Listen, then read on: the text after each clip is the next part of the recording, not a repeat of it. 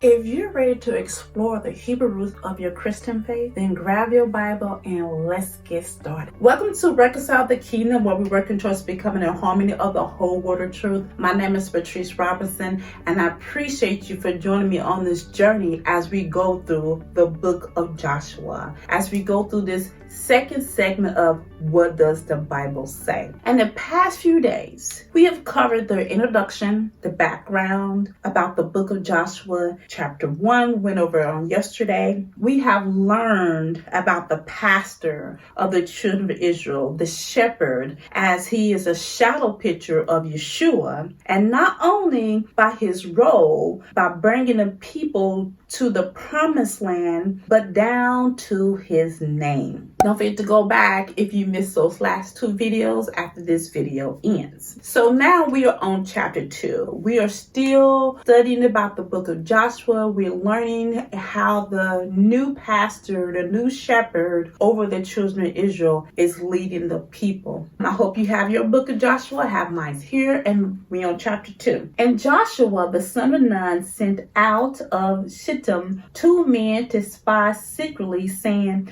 "Go view the land, even Jericho." And they went and came into the harlot's house named Rahab and lodged there. And it was told the king of Jericho, saying, "Behold, there came men in hither tonight of the children of Israel to search out the country." And the king of Jericho sent unto Rahab, saying, "Bring forth the men that are come to thee, which are entered into thy house, for they be come to search out our country." And the woman took the 2 men and hid them, and said thus, "There came men unto me, that I wist not whence they were." And it came to pass about the time of the sitting, at the time of the shutting of the gate, and when it was dark, that the men went out. Whether the men went, I wot not. Pursue after them quickly. Now this is Rahab speaking, "for we shall overtake them." But she had brought them up to the roof of the house, and hid them with the stalks of the flax, which she had laid in order upon the roof. And the men pursued after them the way to Jordan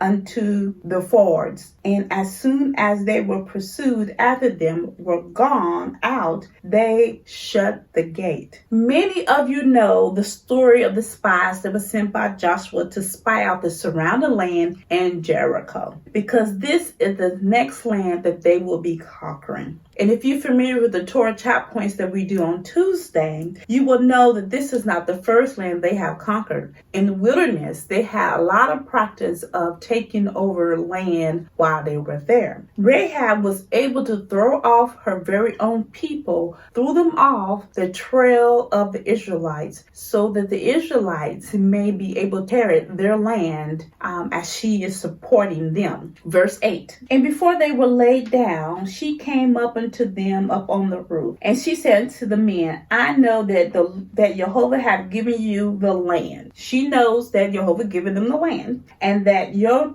terror is fallen upon us, and that all the inhabitants of the land faint because of you. For we have heard how Yehovah dried up the water of the Red Sea for you when you came out of Egypt, and what you did unto the 2 kings of the Amorites that were on the other side of the Jordan, Sihon and Og, whom you utterly destroyed. And as soon as we had heard these things, our hearts did melt. Neither did there remain any more courage in any man because of you. For Yehovah your God, he is God in heaven above, in earth beneath. Now therefore I pray you, swear unto me by Yehovah, since I have showed you kindness, that you also show kindness unto my father's house, and give me a true token. and that you will save alive my father and my mother, my brethren, my sisters, and all that we have, and deliver our lives from death. And the men answered her, our life for yours. If you utter not this our business, and it shall be when Yehovah have given us a land that we will deal kindly and truly with thee. Rahab is wanting to join the children of Israel because she heard, not only she heard, but the surrounding country have heard what had happened in Egypt and how they went across the dry land. She heard the testimony of what Yehovah has showed favor to the children of Israel. So it's a good thing that he did not, at times when he was kindled to anger, that he was wanting to get rid of all the children of Israel and start over again. So it was a good thing that didn't happen, that Moses advocated for that, because